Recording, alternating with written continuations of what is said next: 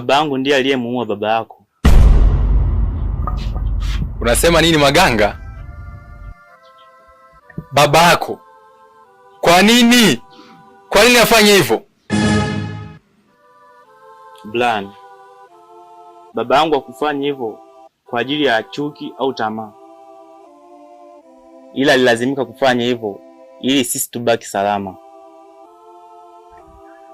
Maganga, unaelewa unachokisema? Baba yangu aliuawa, hakuna usalama katika hili. Eti tubaki salama? Anamuua baba yangu, useme ilikuwa ni usalama? Hapana. Najua itakuwa ni ngumu kuelewa, lakini sikiliza. Baba zetu walikuwa marafiki wa karibu sana, na walikuwa wakifanya biashara haramu. Pia walikuwa na bosi wao ambaye aliwashuku kuwa ni wasaliti. Ili kuendelea kuishi, walikubaliana mmoja wao afe.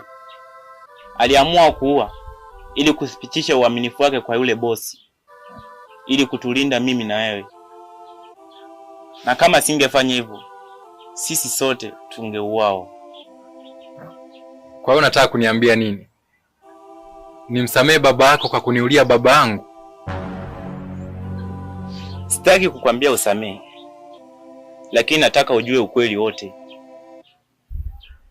Baba yangu alifanya kosa kubwa, lakini hakuwa na chaguo lingine.